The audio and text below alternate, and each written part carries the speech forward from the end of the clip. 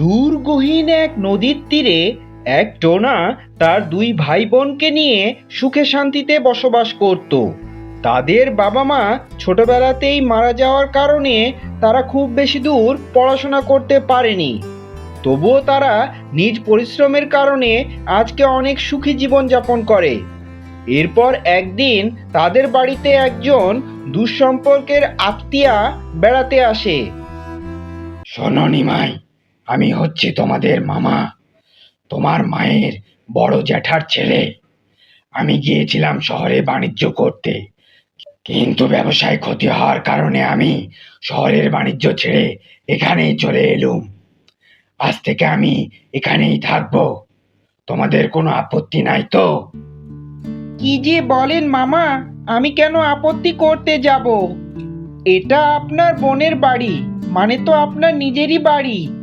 আপনি এখানে যতদিন ইচ্ছা থাকতে পারেন, আমাদের কোনো সমস্যা নাই। হ্যাঁ হ্যাঁ দাদা, তাছাড়া আমাদের এই বনে নিজের বলতে আপন কেউ নাই। আমাদের তো আত্মীয় স্বজনও নাই এখানে মামা, তাই আপনি চলে এসে খুব ভালো কাজ করেছেন। এরপর তারা তিন ভাই বোন যে যার মতো নিজ নিজ কাজে সেখান থেকে চলে যায়। আর এদিকে তাদের ছদ্মবেশী শয়তান মামা বলে,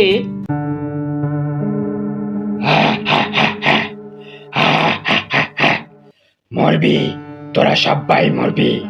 তোদেরকে যদি আমি এই বন ছাড়া না করি, তবে তো তোর বাপ মায়ের উপর আমার প্রতিশোধী নেয়া আর হবে না।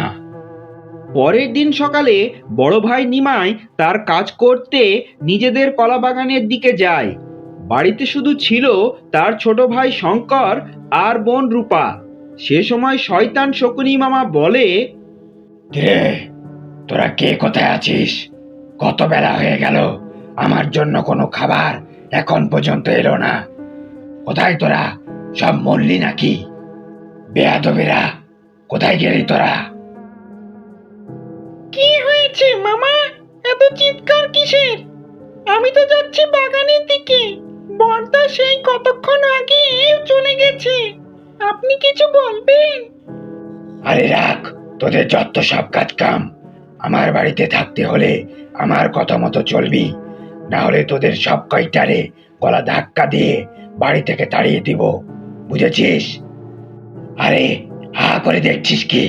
জলদি যা, আমার জন্য গরম গরম সব খাবার, ভালো ভালো খাবার নিয়ে আয়, না হলে তোদের সব কয়টারে আজকে মেরে চামড়া গুটিয়ে ফেলবো।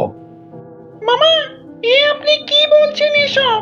আপনি হলেন আমাদের অতিথি, আর অতিথিকে আমরা আমাদের সাধ্যমতো যতটুকু ইচ্ছা সম্মান করব। হ্যাঁ, আমি তো মামা আপনার জন্য খাবার তৈরি করে রেখেছি। এই শুধু রান্নাঘরে যাব আর আসবো। আর আপনি এসব কি বলছেন? শোন, চাকর চাকরের মতো থাকবি, বুঝেছিস? তোদের বাবা মায়েরা এই বাড়ি আমার কাছে লিখে দিয়ে মৃত্যুবরণ করেছে, তাই এই বাড়ির মালিক এখন থেকে শুধু আমি, বুঝেছিস? দূর হ তোরা, আমার বাড়ি থেকে দূর হ। এখন আমি আবার নতুন করে বিয়ে করে এখানেই থাকবো। এইসব কথা বলতে বলতে শয়তান শকুনি মামা রূপা আর শঙ্করকে বাড়ি থেকে বের করে দেয়। তারা দুই ভাই বোন কাঁদতে কাঁদতে তাদের বাগানে নিমাইকে সবটা খুলে বলে। সব কথা শুনে নিমাই তখন রেগেমেগে বাড়িতে এসে দেখে তার মামা নতুন করে বিয়ে করে তাদের বাড়ি আলোকিত করে ফেলেছে। মামা, এসব কি হচ্ছে? মামা, আপনি বাইরে আসুন। আমাদের বাড়ি থেকে আপনি কেন আমাদেরকে বের করে দিচ্ছেন? মামা, ও মামা। ওই বেয়াদবের দল, তোরা আমার বাড়ির থেকে গেলি না, তোদের সব কয়টারে লাঠি পেটা করতে হবে, শুনি? এই বাড়ি এখন থেকে আমার, আমি মালিক। দূর হ আমার চোখের সামনে থেকে। এরপর তারা তিন ভাই বোন অনেক মনে কষ্ট নিয়ে হাঁটতে হাঁটতে তাদের কলা বাগানের নিচে গিয়ে উপস্থিত হয়। রাত তারা এখন কিভাবে কাটাবে এই কথা ভাবতে ভাবতে ভীষণ কষ্ট পায়। এইভাবে সারা রাত পার হয়ে যায়।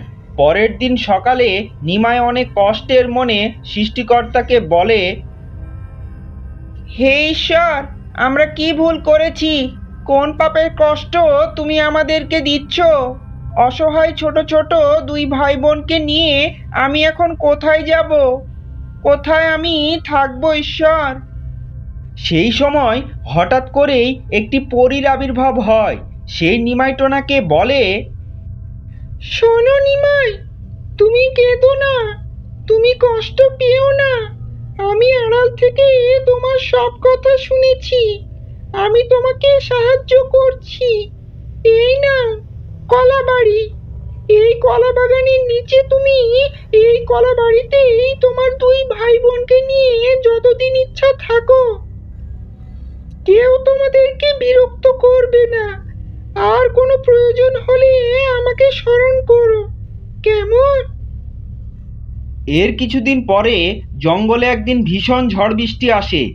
ঝড় বৃষ্টিতে শয়তান শকুনি মামার দখল করা বাড়ি তার উপরেই ভেঙে পড়ে। সে সেখানেই মৃত্যুবরণ করে। আসলে কারো অধিকার নষ্ট করে কেউ চিরদিন সুখে থাকতে পারে না। তো বন্ধুরা, আজকের গল্পটি তোমাদের কাছে কেমন লাগলো তা কমেন্টে বলো। কেমন?